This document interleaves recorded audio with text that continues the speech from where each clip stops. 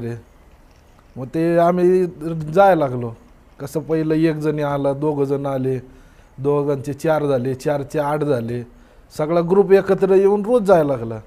मग ते कसं उन्हाळं वय असल्यामुळं पोरं काय करायचे, कधी पण उठायचे, रात्री 2ला म्हणा, 3ला म्हणा, 4ला म्हणा. त्या टायमाला मग जायचो आम्ही. आणि आमच्या इथं महाराजांचं एक स्मारक आहे डांगे चौकात. हो, ते अश्वरोड पुतळे. हां, आश्वरोड होतं. मग तिथं गेल्यानंतर आम्ही काय करायचं, ते एकतर गार्डन उघडायचं 5च्या नंतर पहाटे. मग पोरांचं आपलं तिथंच टाईमपास करायचे. मग गार्डन उघडल्यावर गार्डनमध्ये जायचे. त्याच्यानंतर मग गार्डनमध्ये व्यायाम करायचे, कोण रनिंग करायचं, कोणाला कशाची आवड, कोण दोरी उड्या मार, काय कर, ते करायचं. आणि आम्ही घरी यायचो. एक 8-15 दिवस आमचे त्यात गेले. आणि सुट्टीचे दिवस, शाळा संपले होते, सुट्टीचे दिवस होते, त्याच्यामुळं आमचं निवांत हे व्हायचं. पण असंच एक दिवस काय झालं की असंच पहाटे एक दिवस एक जण लवकर उठला, 1-2-2:30च्या दरम्यान, आणि त्याने काय घड्याळ बघितलंच नाही. घड्याळ बघितलं नाही तर त्याने काय केलं, मला उठवलं, मी उठलो, एकामागे एक आम्ही 8-10 जण उठलो.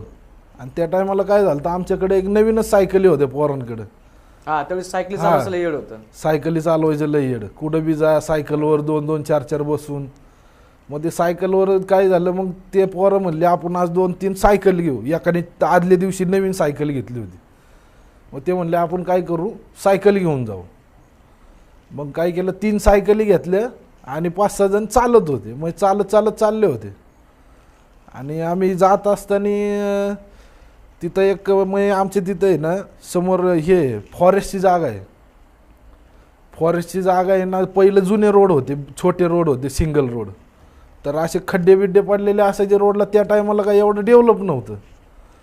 मग ते डेव्हलप नसल्यामुळं आम्ही चाललो होतो.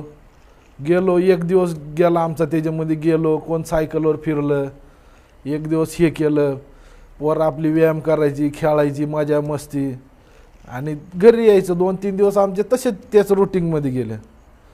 आणि एक दिवस काय झालं, आणि आमच्या तिथं ती जी जागा आहे, फॉरेस्टचं एक गेट आहे, आणि त्या गेटच्या समोर एक जागा आहे.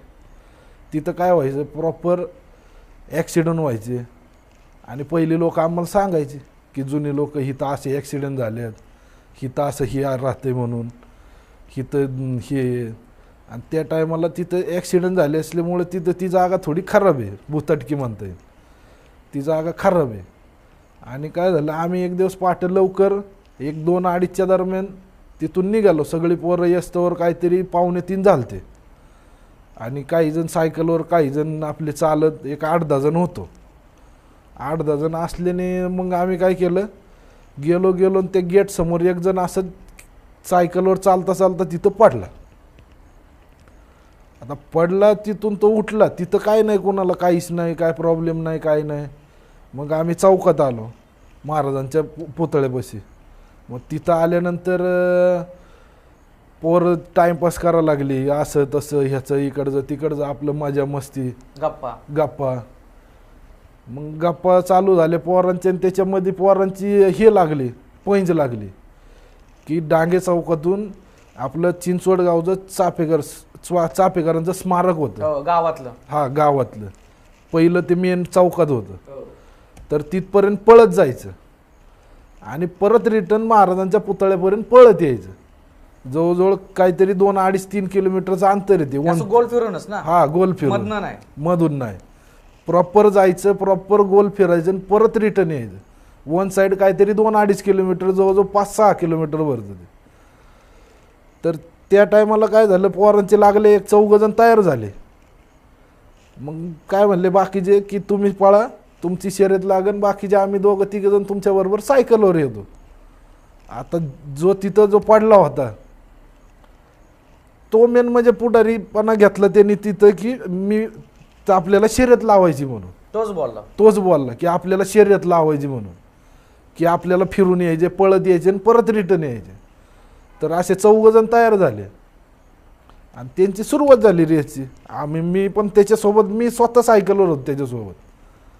गेलो आम्ही, सुरुवात झाली. एक जण 500 मीटरमध्ये हे झाला की 500 मीटर पळाला असं तो म्हणला आपली कॅपॅसिटी संपली. त्याच्यानंतर दुसरा गेला 1-2-2.5 किलोमीटर 1-1.5 किलोमीटर पळाला असेल 1 ते 1.5 किलोमीटर. तो पण म्हणला माझी कॅपॅसिटी संपली. त्याच्याबरोबर अजून एक जण पळत होता. ते दोघं जण स्मारकापाशी गेले चिंचवड गावात.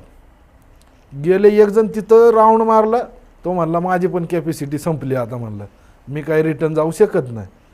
मग त्यांना बरोबर ते ज्याच्याबरोबर सायकल प्रत्येकाबरोबर एक सायकल होती. मग ते सायकलवर बसून रिटर्न आले. आणि तो जो होता तो एक जण प्रॉपर स्मारकाला फेरा मारून परत रिटर्न डांगे चौकामध्ये येऊन आमच्यासोबत बसला. काही नाही तेव्हा येऊन बसला, व्यायाम केला, गार्डनमध्ये टाईमपास केला. गार्डन 5 वाजता उघडलं. आम्ही जाऊन येस्तोवर गार्डन उघडलं होतं आणि काही पोरं गार्डनमध्ये खेळत होती, सकाळची व्यायाम करत होती. आणि तिथं भरपूर माणसं येतात, आपली प्रौढ माणसं यायची, कोणाला व्यायाम करायचा आहे, काय करायचं आपलं सकाळी हे करायला शतपावली चालायला. हा. मग ती यायची तिथं मग सगळे. आणि ते आमचं रोजचं रुटीन झाल्यामुळं ते वॉचमन पण आमचे तिथले ओळखीचे होते. मग ते आला, आम्ही तिथं हे झालं, टाईमपास झाला. तवर काहीच नाही, कोणाला काही नाही. तिथून आम्ही घरी आलो. मस्तपैकी दिवसभर आमच्यासोबतच फिरला तो. दिवसभर फिरला बिरला, खेळायचा, पवायला पण गेलतो. त्या दिवशी पवायला गेलो. आणि उन्हाळ्याचे दिवस नदीला पवायला गेलो, पोहून आलो. सगळं पार 5-6 वाजेपर्यंत आमच्यासोबत खेळला. आणि मग घरी गेलो. घरी गेल्यानंतर त्यांनी जे गोदडी पकडली, त्याचा बारका भाऊ होता एक. त्याचा बारका भाऊ पोरांमध्ये आला सांगायला की असं असं आहे, त्यांनी गोदडी धरली म्हणून. आणि लय ताप आणि थंडी ताप जाम झाला. म्हणलं ह्याला नक्की झालं काय. आता ते कळून याय ना लगेच की अचानक का असं झालं. मग ते थंडी ताप चालू झाला. त्यांनी तोने गोदडी धरली. 1 गोदडी, 2 गोदडी, 3 गोदड्या, अशा जवळजवळ अख्ख्या घरातल्या गोदड्या त्याने अंगावर घेतल्या तरी त्याची थंडी जाईना. आणि हात लावलं की तापाने फणफण करायचा. मग आम्हाला कोण असं घरात नव्हतं येऊन देत, पण त्याचा भाऊ आम्हाला डिटेल सांगायचं काय झालं काय नाही. आणि आमचं घर आणि त्याचं घर शेजारी होतं. त्याच्यामुळं ते कळत होतं आम्हाला काय होतं काय नाही ते. आणि त्याला मग काय केलं, संध्याकाळी त्याचे वडील आणि हे होते पहिले ट्रकवर ड्रायव्हर असायचे, ते काय 15-15 दिवस येत नसायचे घरी. मग ते त्याला काय केलं, शेजारचा त्यांच्या शेजारी एक माणूस राहिला होता. त्यांनी तिची आई आणि तो बारका भाऊ आणि आम्ही तिघंजण मित्र, आम्ही त्याला दवाखान्यात घेऊन गेलो डांगे चौकामध्ये. त्या टायमाला कारण एवढं डेव्हलप नव्हतं, 1 का 2 दवाखाने होते फक्त आमच्या इथं डांगे चौकामध्ये. मग त्या डांगे चौकामध्ये दवाखान्यात घेऊन गेलो. डॉक्टर म्हणले काय नाही, नॉर्मल थंडी ताप भरलाय म्हणले त्याला, कुठंतरी. नाही तर दुपारी पोवायला गेले होते म्हणले, तिथं काहीतरी त्याने नाकाबिकात पाणी गेल्यावर झालं असेल म्हणून. मग घरी आणलं. घरी आणल्यावर थोडं गोळ्या बिळ्या इंजेक्शन घेतल्यावर थोडं नॉर्मल झाला. आणि नॉर्मल झाल्यावर अचानक रात्री 12 नंतर तो वरडायलाच लागला. वरडायला लागला म्हणजे असा वरडायला लागला की जोरात की 10 रुपये दे, 5 रुपये दे, मला मटनच दे खायला, मला अंडच दे. त्याच्या आधी तो कधी तसा वागला होता का त्याच्या आधी? नाही कधीच नाही. आम्ही लहानपणापासूनचे मित्र. मला अंडच दे, परत म्हणायचं मला गांजाच दे. बापरे. गांजाच मागायचा. मला चिलीम आणून दे, मला चिलीम फुकायची म्हणायचा. नाही तर म्हणायचा बिड्या आणून दे. आणि रात्री मोठ्याने वरडायला लागला. आणि त्याची आई घाबरली आणि शेजारीच राहिलं होते. मग त्याची आई उठवायला आली रात्री बोलवायला. आणि आम्हाला पहिल्यापासून सवय, आमच्या घरी दुधाचा धंदा असल्यामुळं कधी रात्री लवकर झोपत नाही. आपलं इकडं तिकडं कामं चालूच राहते. डेअरीचा व्यवसाय. कॅन्ड बिंड धुवून आमचं जेवण उशिरा असायचं. 11, 11:30, 12 वाजेपर्यंत आरामशीर अजून पण जागच असत. पण ते मग बोलवायला आली की असं असं करतोय म्हणून. बोलवायला त्या टायमाला आमची आजी होती, आजोबा होते. पण ते आजी आजोबा लवकर झोपायचे कारण वय झालं होतं. जवळजवळ आजोबाचं वय ते 80च्या पुढं होते. मग ते हे झालं. आणि त्याची घरचे बोलवायला आले. त्याची बहीण होती एक, त्याची बहीण बोलवायला आली की काकू असं असं करतोय तो, काय केलं यांनी बघा म्हणून. मग आजी उठली, गेलो आम्हाला काही एवढं कोण जवळ येऊन देत नव्हतं. त्याचा भाऊ असा बारीक होता, त्याच्यामुळे तो असं सगळ्या माणसाच्या मधून आतमध्ये घुसायचं आणि ते बघायचं आणि सगळं सांगायचं की दादा असं असं झालंय, असं असं करतोय. आणि जवळचे संबंध असल्यामुळं ते कळायचे लगेच. आणि त्याच्यानंतर काय झालं की तो वरडायला लागला. मग त्या आजीने बघितलं. आजी म्हणली ह्याला दवाखान्यात नेऊ नका, दवाखान्याचं काय नाही म्हणले, हे बाहेरचं आहे. मग बाहेरचं आहे म्हणल्यानंतर तात्पुरतं आजीने काहीतरी सांगितलं होतं उतारा करून टाकायला. पण तात्पुरतं केल्यानंतर तो शांत झाला तेवढ्यापुरतं. रात्री झोप या एक रात्रीपुरता तो झोपला. झोपला तर झोपला, काय विषय नाही, सगळं शांत झालं. दुसऱ्या दिवशी सकाळी एकदम नॉर्मल आमच्यासोबत खेळायला 10-11 वाजता आमच्यासोबत आट्यापट्ट्या खेळल्या. आम्ही त्या टायमाला आट्यापट्ट्या, भोवरे, गोट्या खेळलंय, बॅट बॉल, आट्यापट्ट्या खेळायचो. आट्यापट्ट्या खेळलो, सगळं दिवसभर खेळलो, मजा मस्ती. आणि संध्याकाळी परत तापला. तो असा तापला की त्याला हातपायच हलवता येईना. इतका बेकार की तो म्हणजे हलनच, जाग त्याला असं गोदडीत घेऊन नुसतं झोपायचं आणि म्हणायचं मला गांजाच दे. हेच वाक्य परत तेच की मला गांजाच दे, मला असंच कर, मला तसंच कर. संध्याकाळी तरी कुठल्या टायमिंगला बोलायचा तो 10, 10:30, 11 वाजले ना, जेवण झोपायचं टाइम झालं ना की माणूस, दुसरी माणसं जेवाय बसली की, आणि काय बारीक रूम होती, एवढी सिंगल रूम असायची, भाड्याने होता आपल्या इथं. ते सिंगल रूम असायची आपलं. त्याचे आई वडील, आई जेवायला बसली, बहीण, की हा काय करायचा, लवकर जेवायचं, बाहेर पोरांबरोबर जायचे म्हणून आपलं लवकर जेवायचं आणि बाहेर निघायचं. मग तो झोपला होता आणि तो मध्येच वरडायचा. 11च्या नंतर कधी पण वरडायचा, टाईम हा नव्हताच. 2-3 दिवस तसेच गेले, सेम करायचा. आणि त्याच्यानंतर मग आमच्या इथं एक तर गावामध्ये हे ते भगत म्हणतात ना आपण त्यांना, ते की सांगतात काय करायचं काय नाही. ते त्यांच्याकडे न्यायला लावलं आमच्या आजीने की तुम्ही त्याच्याकडे घेऊन जा, काय ते तू सांगन आणि ते जेवढं सांगन तेवढं करा आणि हे करा म्हणून. म्हणजे त्याला 2 दिवस कंटिन्यू त्रास झाला संध्याकाळी ना? 2-3 दिवस, 3 दिवस कंटिन्यू. एक दिवस दवाखान्यात न्याला, एक दिवस आजीने केलं, हा, आणि एक दिवस तिकडे न्याला. एक दिवस त्रास झाला, तिसऱ्या दिवशी मग तिकडे न्याला. मग त्याला सकाळचा न्याला, रात्री नॉर्मल हे केलं त्यांनी, सकाळी न्याला. सकाळी न्याला तर तिथं तो म्हणला की असं असं, मग ती जी जागा होती मी तुम्हाला पहिली सांगितलं की तिथं आहे ना ॲक्सिडेंट व्हायचे. तिथं एक तृतीयपंथी म्हणून आपलं हे तृतीयपंथी समाज आहे आपल्याकडे. तर तिथं ते गाडीवर जाताना तिथं काहीतरी ॲक्सिडेंट झालेला आहे आणि ते तिथं एक्सपायर झालेले. अच्छा. मग ते एक्सपायर झालेलं असल्यामुळं, आणि तिथं अजून एक कोणतरी आहे, पण त्या टायमाला आम्हाला काही एवढं सांगितलं नाही डिटेल, पण ते अजून एक कोणतरी आहे, ते तिथं त्याला हे झालं, बाधा झालती, लागलं. हा, लागलं.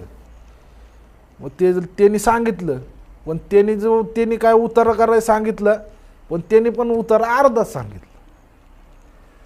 उतारा अर्धा सांगितल्यामुळं हे झालं की ते 1-2 दिवस फक्त त्याला फरक पडला त्याचा, की असं असं मन नॉर्मल झाला थोडा 2 दिवस. आणि रात्रीचा वरडायचा बंद झाला, सगळ्यांना वाटलं गेलं, काय प्रॉब्लेम नाही.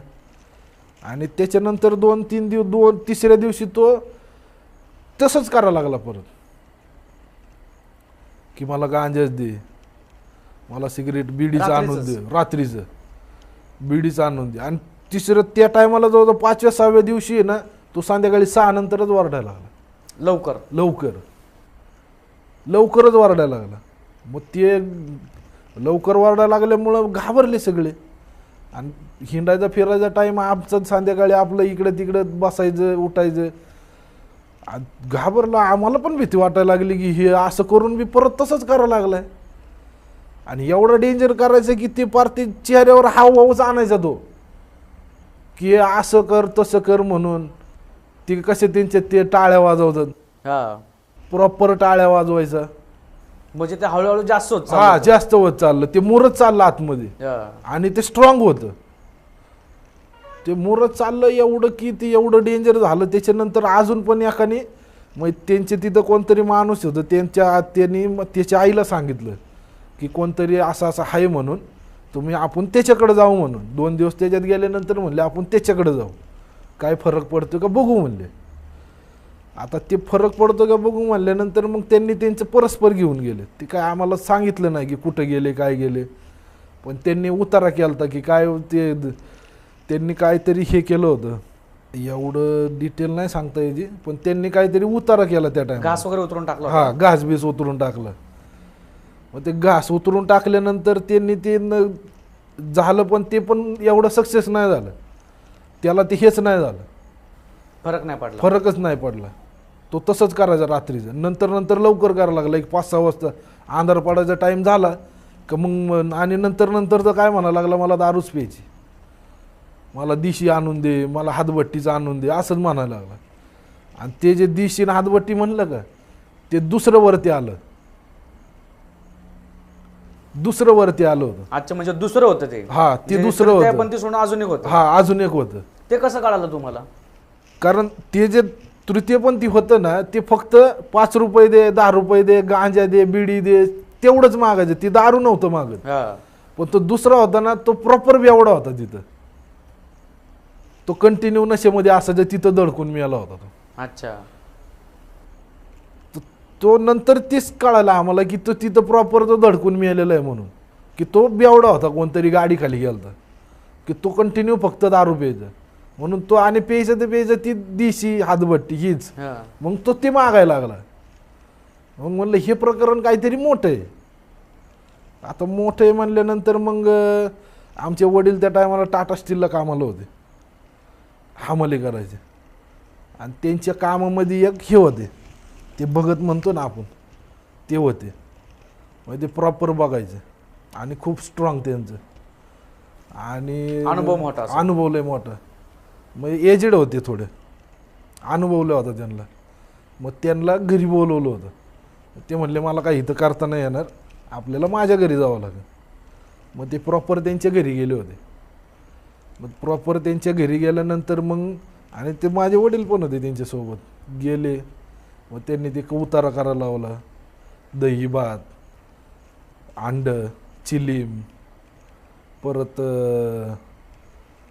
ते जे दुसरं होतं त्यांनी जे मागितलं होतं दारू, हातभट्टी, ते सगळं प्रॉपर त्यांनी उतारा केला. आणि त्यांनी तो उतरून टाकला 7 वेळा. कारण त्यांच्या घरात कोणी एजड नव्हतं म्हणून आमच्या आजीने ते केलं, उतारा बनवला आणि ते उतरून टाकलं. त्याच्यानंतर तो 1-2 दिवस आजारी होता, त्याच्यानंतर तो एकदम नॉर्मल झाला. पण ते 8-10 दिवस एवढं बेकार गेलं, आम्ही पण एवढं घाबरलो होतो ना की बस रे बस. आणि कधी आपल्याला अनुभवच नाही तसले. आणि 7वी-8वीचं वय म्हणल्यानंतर एवढं काय त्याच्यामध्ये हेच नाही ना. बरोबर. कारण पहिल्यांदाच अनुभव ते. जे दुसरं होतं, जे तुम्ही म्हटलं की दारू वगैरे प्यायचं, ते कळलं का एक्झॅक्टली कोण होतं काय? जसं तृतीयपंथीचं कळलं तसं त्याच्याबद्दल काय कळलं का? तो माणूस आहे ना, आमच्या म्हणजे एक रघुनंदन पासून थोड्या अंतरावर आतमध्ये एक हे गल्ली तर तिथं राहिला होता पहिला. अच्छा. ते आम्हाला आमच्या आजोबाला नंतर आम्ही विचारलं, आजोबांनी सांगितलं होतं की तो तिथं राहिला होता. आणि तो असा पिऊन घरी येत असताना त्याला पाठीमागून ट्रकने उडवली होती. अच्छा. तर त्या टायमाला आमच्याकडे वीट भट्ट्या जास्त असायच्या. मग त्या वीट भट्ट्याच्या गाडीवाल्याला अंधारात तो दिसलाच नाही संध्याकाळचा, तो तिथं उडवला गेला त्या स्पॉटला. मग तो त्या स्पॉटला ऑन द स्पॉट गेलता. त्या टायमाला काही एवढं कोण बबल करणार आहे, कोण नाही, काय नाही, आधार नाही, सोशल मीडिया नाही, काय नाही. त्याच्यामुळं ते हे झालं आणि ते जागेवर हे झालं. ते तेव्हा ते कळालं की तो माणूस होता तो. अच्छा. मग त्याच्यानंतर काय त्याला त्रास वगैरे झाला का तुमच्या मित्राला? नाही, त्याच्यानंतर नाही त्रास. तो नंतर 2 दिवस थोडा ताप उतरस्तवर थोडा टाइम जातो माणसाला, थोडा थंडी ताप जास्तवर परत एकदा दवाखान्यात नेलता त्याच्या घरच्यांनी. मग तो नंतर नॉर्मल झाला. आणि ह्या सगळ्या गोष्टींमध्ये तुम्ही मित्र त्यासोबतच होते, तर तुम्हाला काय त्रास झाला का त्याच्या व्यतिरिक्त अजून काय? नाही, मित्राला कोणालाच काय त्रास नाही, अजिबात एकट्याला त्रास. का तर तो फक्त सायकलवरून तिथं मस्तीमध्ये पडला होता. मस्ती करत चालले होते ना, मस्तीमध्ये पडला होता. आणि त्याच्या कायम तोंडात एक वाक्य असायचं, हे भूतभीत काय नसते रे. कोणी पोरांना भीती घालायचं म्हणलं ना की बाकीचे पोरं भीती घालायचे, तसं त्याच्यात हे भूतभीत काय नसते रे, चला काय नाही होत. फुल डेअरिंग वाज पोरगा. चॅलेंज केलं तिथे गेल्यावर चॅलेंज केलं, काय नसते रे, चला म्हणायचं मी आहे. आणि फुल डेअरिंगबाज पोरग, अजून पण डेअरिंगबाजच आहे तो. एकटाच फिरतो, रोज 200-200 किलोमीटर फिरतो. म्हणजे एवढं होऊन सुद्धा पण अजून म्हणजे तो तसाच आहे का? तसाच आहे अजून पण डेअरिंगने. आता वर्लपूल कंपनीत मॅनेजर आहे तो. ते हे जे करतात ना आपले फ्रीज एसी रिपेअरिंग करणारे जे पोरं आपल्या घरी येतात त्यांचे कॉल अटेंड करून ज्याच्या त्याच्या घरी पोरं पाठवायची कंपनीकडनं. ते त्यांनी ते डिस्ट्रीब्युटर घेतलेलं आहे त्यांनी ते. तेव्हा तो अजून पण डेअरिंग तोच, तीच डेअरिंग त्याच्यामध्ये तोच अजून पण. आता तुला इथं शिक्रापूरच्या तिथं राहिला आहे तो, अजून पण भेटतो जवळजवळ. आता आम्ही, माझं वय 28-29 वय, आम्ही जवळजवळ नाही म्हणलं तरी आम्ही 28-29 वर्ष झालं एकत्रच आहे. म्हणजे जन्म झाल्यापासूनच सोबत. बरं, मग त्याच्यानंतर तुमच्या मित्राला काय प्रॉब्लेम नाही झाला का आतापर्यंत कधी? नाही, मित्रांना नाही प्रॉब्लेम कधी. आता पण एकदम नॉर्मल आहे सगळं, काही कोणाला काय प्रॉब्लेम नाही, काही नाही. बरं, ह्याच्या व्यतिरिक्त अजून काय अनुभव होता तुमचा? ह्याच्या व्यतिरिक्त म्हणजे आमचा भावाचा आणि माझ्यासोबत झाला होता. थोडा लई मोठा पण नाही म्हणजे हे की आम्ही म्हणजे आमच्याकडे जनावरं पहिलेपासून, आणि तुम्हाला मागच्या व्हिडिओमध्ये सांगितलं फॉरेस्टची जागा आहे. फॉरेस्टची जागा असल्यामुळं आम्ही कसं जनावरं सोडायचो सकाळी आणि आपलं चारायला जायचो. आणि आम्ही कसं सुट्टी असली की भावासंगण असेच महिन्यामध्ये पावसाळ्याचे दिवस होते आणि आंब्याचं सीझन. आणि खाली कसं फॉरेस्टची जागा जंगलचा एरिया आहे प्रॉपर, की त्या टाईमला. आता तरी जरा झाडं तोडबीड झाली त्याच्यामुळं थोडं जंगल कमी झाले. नाही तर त्या टायमाला काय व्हायचं, एक बाजूला जनावरं जरी सोडून दिली ना की दुसऱ्या बाजूला जाऊन उभं राहायचं. मग ते चरत बरोबर तिथं येणार, परत आपण त्यांच्याबरोबर माघारी हाणली की परत ती माघारी येणार. आणि त्याला एकच रोड होता, कारण थोडं खड्ड्यात होतं चारी बाजूने. एक बाजूने पवना नदी आहे खाली, आणि त्याच्यानंतर परत मग इकडं अलीकडं मेन रोड, आणि पलीकडं त्यांचं ती ह्याची जागा होती ना, त्यांचं ती गोटे आहेत मोठे मोठे. त्याच्यामुळे तिकडं ते वॉचमॅन असल्यामुळं त्या बाजूला जनावरं कधी जात नव्हती. आणि मग असंच आम्ही जनावरं चारायला एक दिवस असंच भाऊ म्हणला चल आपण जाऊ. त्याची जनावरं काही माझी जनावरं असायची. आम्ही गेलो त्याला म्हणलं चल आंब काढायला जाऊ तिथं. आणि आम्ही फिरायचो कंटिन्यू. आम्हाला माहिती होतं की कुठलं झाड कुठं, जांभळाचं कुठं, आंब्याचं कुठं, चिंचाचं कुठं बोर आहे काय आहे. मग आम्ही काय केलं, जनावरं सोडली. दुपारी घरी आलो जेवायला, जेवण बिवण झालं आणि गेलो परत. म्हणलं चल जाऊ, जनावर आले असं एक बाजूने आपण तिकडे जाऊ म्हणला विहिरीच्या बाजूने. तिकडे खाली एक विहीर होती आणि ती काय त्या लोकांनी बंद केलेली आहे. बंद पण का केली ते कारण पुढं सांगतो मी तुम्हाला. पण तो म्हणला चल विहिरीच्या बाजूने जाऊ म्हणला, जनावरं येतीलच म्हणला आता तिकडून, टाईम झालाय म्हणला, 2-2:30 वाजलेत दुपारचे, आणि जेवून जाऊ म्हणलं आपण. जेवून गेलो आम्ही खाली 2 जण, आणि तवर जनावरं समोरून येतच होती, मोकळ्या पटांगणातून दिसत होती आम्हाला ते याच्यातून की चरत्यात म्हणून असे बांधावरती. तर चरत्यात मग आम्ही त्या बाजूने गेलो. त्या टायमाला ते काय व्हायचं तिथं असे अडचणीच्या जागा असल्यामुळे लोकांना काय जायचं, कोण कुठं फाशी घे, कुठं काय कर. आणि आम्हाला प्रॉपर माहिती असायची. आम्ही आमच्या भावाने स्वतः कधी हे केलेलं आहे, दाखवलेलं आहे पोलिसांना. तिथं व त्यांचे ते वॉचमॅन होते त्यांना की अशा ठिकाणी असं झालं, हे केलं. म्हणजे त्याच जागेमध्ये? त्याच जागेमध्ये. ती जागा काय थोडी ना 100-125 एकर आहे. ती जागा आम्हाला तोंडपड झाली कारण आम्ही कंटिन्यू तिथं वर्षभर ती जनावरं चारायला फिरायचो, आम्हाला माहीत होतं. आणि मग भाऊ म्हणला चल जाऊ आपण खाली आंब्याचं झाड आहे म्हणला, आंब काढू म्हणला आज. कारण रोज जायचो रोज यायचो आणि पाड लागला होता. तो म्हणला चल आज आंब काढू म्हणला. दिवसा झालेली घटना, आंब काढू म्हणलं. म्हणलं चल जाऊ. जनावर एक बाजूने हाणली परत आणि गेलो आम्ही आंब्याकडं. चल म्हणलं जाऊन. ते झाड प्रॉपर आहे विहिरीपाशी, आणि त्या विहिरीतल्या जणांनी जीव दिलेला आहे. अच्छा. त्याच्यामुळे त्यांनी ती नंतर बंद केली विहीर. आम्ही मग त्याच टायमाला आम्ही गेलो, त्याच टायमाला ती जाळी बिळी मारून त्यांनी प्रॉपर बंद केलेली आहे. पण ते जाळीतून पाणी बिणी दिसायचं. आणि तेच एक आंब्याचं झाड आहे, त्याच्या शेजारी एक जांभळाचं झाड आहे, आणि अजून कशाचं एक तरी झाड होतं, कवूट म्हणतात बघा आपण त्याला, कवूट. महाशिवरात्रीच्या टायमाला येतं ते, गुळ टाकून प्रसाद होतो, त्याचं एक झाड होतं. मग भाऊ म्हणला चढ झाडावचं चढू म्हणला, दोघं बिन जाऊ म्हणला. म्हणलं नाही बाबा आपण नाही येणार म्हणलं झाडावर, तुझं तू जा म्हणलं. आणि त्या झाडाला पण कोणीतरी हे केलेलं होतं, फाशी घेतलेली तिथं. आणि तिथं ते झालं आणि गेला भाऊ झाडावरती. त्यांनी काढले काही माझ्याकडे दिले. मी आपलं पिशव्या बिशव्या आमच्या सोबतच असायच्या, पाण्याची बाटली बिटली पाणी प्यायला म्हणून आपलं पिशवी भरली. चल म्हणलं बा झालं ये खाली, कशाला म्हणलं आता 3 वाजत आलेच म्हणलं, आपलं घराकडे निघायचा टाईम झाला आहे. हा म्हणला येतो. आला खाली.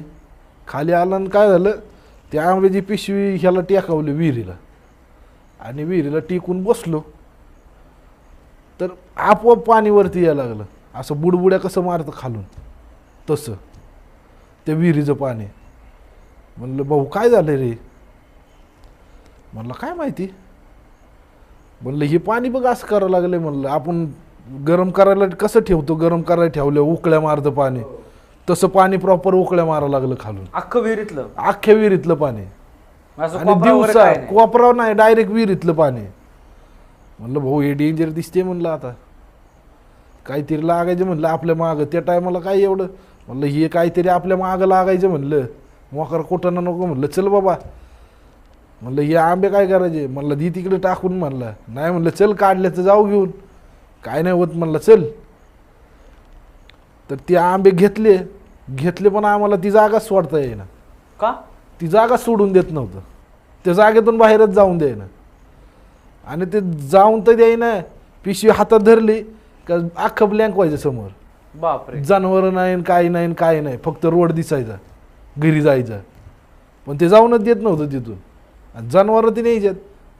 आणि मी पिशवी भावाने हातात घेतली. म्हणलं कुठं जायचं म्हणलं, नुसता रोडच दिसतोय म्हणलं.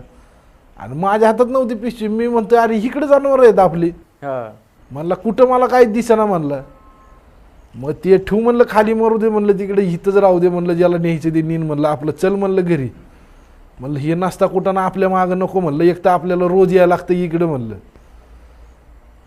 ती पिशवी तिथं ठेवली. ती जनावरं घेऊन जर माघारी आलो घरी, परत तिकडे गेलोच नाही, अजूनपर्यंत गेलो नाही. त्याच्यानंतर 10 वर्ष झाले असते ना, अजूनपर्यंत गेलो नाही. मग कळलं का काय झालं एक्झॅक्टली विषय तो? तिथं प्रॉपर त्या विहिरीमध्ये बऱ्याच जणांनी जीव दिलेले आहेत आणि त्या झाडावर पण फाशी घेतलेली आहेत.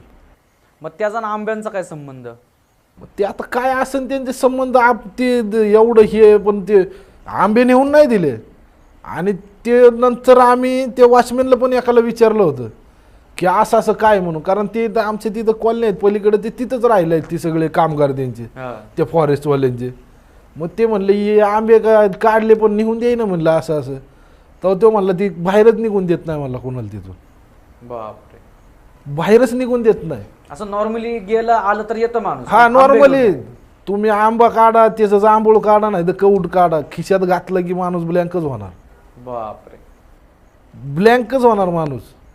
कळणारच नाही माणसाला कुठं कुठं जायचे. आपल्याला रस्ता दिसतोय तिथून पायच निघत नाही अजून पण. ते आता त्यांनी बंद केलंय सगळं, त्यांनी पत्रे बित्रे लावून. म्हणजे काय विहीर का पूर्ण एरियाच? तो एरियाच फॉरेस्टचा एरियाच त्यांनी बंद केलाय. फक्त ते आता त्यांनी ते गोवर्धनवाल्यांनी काहीतरी घेतले, तिथं दुधाचा प्लॅन्ट चालू केलाय, नाहीतर बाकी तो एरियाच बंद केलाय सगळा. भावाला काय त्रास वगैरे झाला का त्याच्यानंतर? नाही नाही, भावाला नाही, मला बी नाही. ते आंबेच नाही ना घेऊन दिले तिथून, त्याच्यामुळे ते त्रास नाही झाला कुणाला. आंबे घरी घेऊन गेले असं काय ना काय 100% झालं. काहीतरी लय मोठ्या कुठानं झाला असतं काहीतरी, कारण ते एक मागं लागणार नसतं. तिथं लई आहे, तिथं लई आहे. त्याच्यामुळं ते म्हणलं भाऊ हे आंबे इथंच ठेवू, आपल्याला एकतर आपलं आयुष्य जायचे इथं, आपल्याला जनावरं चारायचे, कशाला उगं म्हणलं नसता कुठं ना आपल्या मागं लागायचं आपलं. म्हणलं ठेवू इथंच, चला आपण जाऊ. आणि आंबं ठेवलं मग म्हणतो इथं म्हशी आहेत म्हणून. म्हणजे दिसल्या ती जशी पिशवी ठेवली ना त्या विहिरीला खिटून, सगळं म्हशी दिसल्या, सगळं दिसतेत, गाय चरती, बैल चरतात. आणि ती पिशवी हातात घेतली की म्हणायचं काहीच दिसत नाही म्हणायचं, एवढं डेंजर. तर हे होते सगळं तुमचे अनुभव.